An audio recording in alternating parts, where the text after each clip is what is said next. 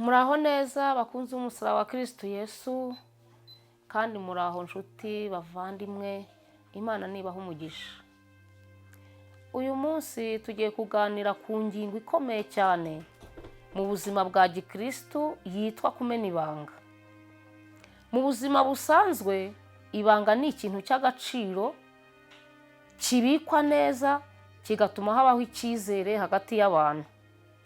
Ariko iyo ribitswe nabi cyangwa rikamurikwa aho ritagenewe, rishobora gusenya ubucuti, rikazana amakimbirane ndetse rikadindiza umugambi w'Imana. Bibiliya itwigisha ko kubika ibanga ari ikimenyetso cy'ubwenge n'ubudahemuka, naho kurimena bikaba ikimenyetso cy'ubwitonzi buke n'ubugambanyi. Hari abantu benshi muri Bibiliya bagize ingaruka zikomeye zo kumena ibanga, ndetse n'abandi bagaragaje ubudahemuka mu kuribika.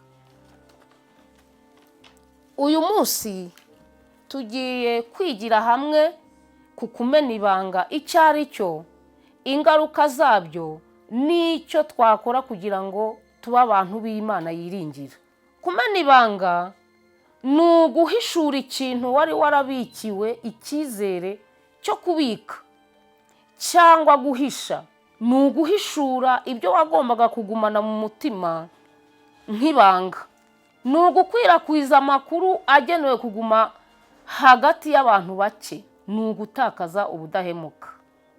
Bibiliya itwereka ko hari abantu batandukanye bagaragaje imyitwarire mibi yo kumena ibanga babikijwe.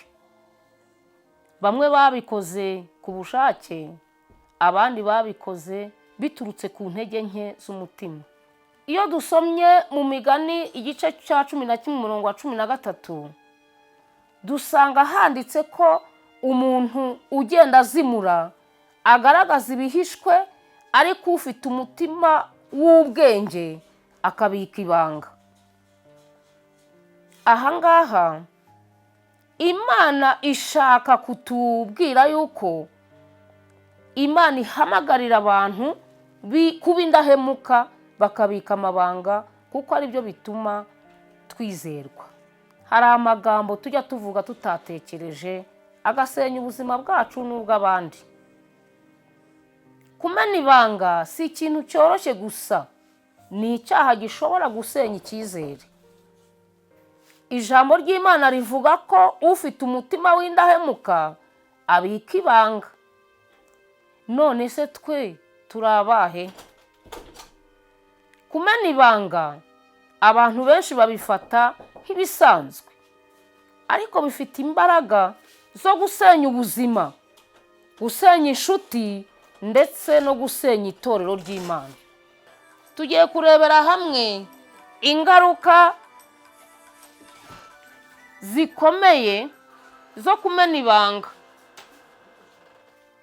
Bibiliya itwereka yuko hari abantu bamwe bagiye bagendera mu ngeso, kandi izo ngeso nta zindi nizo kumena amabanga babikijwe. Ese waba warigeze kugirirwa icyizere kiguhindukiramo igihombo kubera kumena ibanga? Cyangwa waba warigeze kubabara kubera umuntu wagiriye icyizere ukamubitsa ibanga akarishyira ahagaragara? Hari abantu benshi batakaje inshuti nziza, abandi batakaza amahirwe, abandi batakaza icyizere. Si uko batari beza, ahubwo ni uko batabashije kubika ibanga. Tugiye kurebera hamwe ingaruka zo kumena ibanga. Bibiliya itwereka yuko hari abantu bamwe na bamwe bagiye bahura n'ingaruka mbi kubera kumena ibanga. Umuntu wa mbere ni Samusoni. Samusoni yari yaravutse mu buryo bw'igitangaza, kubera yuko Abisirayeli bari barahuye n'ikibazo cy'uko bari bafite abanzi b'Abafilisitiya. Iyo imyaka yeraga, Abafilisitiya bahengeraga yeze bakaza bakayisarura, bagatwara amatungo, bakabica bakabagirira nabi. Imana igize impuhwe muri icyo gihe ivutse umwana witwa Samusoni kandi ishyiraho itegeko ry'uko nta cyuma cyogosha kizigera kigera ku mutwe we, ndetse mu mubiri we hatazigera hageramo ibisindisha. Samusoni uwo rero yari afite ibanga ry'aho abika imbaraga ze. Imbaraga za Samusoni zabaga zishingiye ku musatsi, ariko igihe kigeze rya banga yarihishuriye Delila nyuma yo kumuhata ibibazo. Delila nawe ntiyaribitse kubera ko yari intumwa y'Abafilisitiya, yagiye kuribwira bene wabo. Ibanga Samusoni yari yamubikije riragenda. Abafilisitiya baraje baramufata baramwogosha, atakaza imbaraga ze, anogorwamo amaso, ndetse biza no kumuviramo ikintu gikomeye cyitwa urupfu. Ibyo turabisoma mu Bacamanza ibice 16 umurongo wa 15 na 16. Ibi ngibi bitwigisha ko gutanga ibanga ahantu hatizewe bishobora kutuviramo ingaruka mbi. Undi muntu wa kabiri ni Yuda Isikariyoti. Abigishwa ba Yesu basaga bose, ntawo hanze wari gushobora kubatandukanya. Yuda nawe yari umwe muri abo bigishwa ba Yesu, aza kumena ibanga ry'aho Yesu yabaga ari n'aho bamufatira. Aramugambanira, yemera ibiguzi by'abayobozi b'Abayuda ibice by'ifeza 30. Ayo magambo turayasoma muri Matayo ibice 26 umurongo wa 14 na 16. Bitwigisha yuko umuntu uri hafi yawe, umuntu w'inshuti yawe, umuntu uri hafi yawe ukwegereye, ashobora kukumenera ibanga nawe iyo umutima we utari mwiza. Undi muntu wa gatatu wamenye ibanga ni Adamu na Eva. Eva yashushwe n'inzoka ubwo yari yasize umugabo akagenda wenyine atembera mu busitani bwa Edeni. Yaje kuzahuriramo n'inzoka iramwoshya. Imaze kumwoshya nawe aragenda yoshya Adamu. Icyo cyatumye Imana ibirukana mu busitani bwa Edeni ngo ajye guhinga ubutaka yavuyemo. Imana yari yarabahaye amabwiriza bazagenderaho, ari naryo ryari ibanga ry'ubuzima bwabo. Bariye ku mbuto babujijwe, ibanga ryari riri hagati yabo n'Imana rirangirika, rirahungabana. Ayo magambo turasanga mu Itangiriro ibice 3 uhereye ku murongo wa 23. Ahangaha hatwigisha yuko kutumvira Imana nabyo bishobora kuba nko kumena ibanga ry'icyizere Imana yaguhaye. Hari umuntu wa kane wari ukomeye cyane, wari umwami, uwo yitwaga Hezekiya. Nyuma yuko amaze gukira indwara yari ikomeye, hanyuma Imana ikamwongereraho imyaka 15 yo kurama. Iyo nkuru yageze ku mwami w'i Babuloni, hanyuma umwami w'i Babuloni amwoherereza abashyitsi, amwoherereza amaturo. Hanyuma Hezekiya amaze kwishimira abo bashyitsi, Hezekiya yagize ubwenge bukeya. Yereka abo bashyitsi bari baturutse mu gihugu cy'i Babuloni ubutunzi bw'ibanga ry'igihugu cye. Birangira habaye ingaruka mbi ku gihugu no ku muryango we. Abashyitsi bamaze gusubira i Babuloni, nyuma yaho baragarutse batera igihugu cy'Abisirayeli, batera Abayuda, barabatsinda. barabanyaga. Hanyuma abahungu ba Hezekiya babatwara i Babuloni, baragenda barabakona, bahinduka inkone z'ibwami. Ntabwo Hezekiya yigeze atekereza yuko kubereka aho intwaro ziri, kubereka ibintu by'ibanga by'ibwami byari kumugiraho ingaruka. Iyo nkuru turayisanga muri Yesaya ibice 39 uhereye ku murongo wa mbere, no mu gitabo cy'abami ba kabiri ibice 20 murongo wa 12 n'uwa 19. Nta muntu wigeze amuhatira kubyerekana, ni ubwe wabibiyerekeye. Ahangaha bishaka kwerekana ko hari abantu ubwabo bajya bamena amabanga yabo bwite. Umuntu wa gatanu yitwa Yosefu. Yosefu Imana yari yaramuhaye ibanga ry'ubuzima bw'ejo hazaza, imuha inzozi, kandi izo nzozi zari ubuzima bwe bw'ahazaza.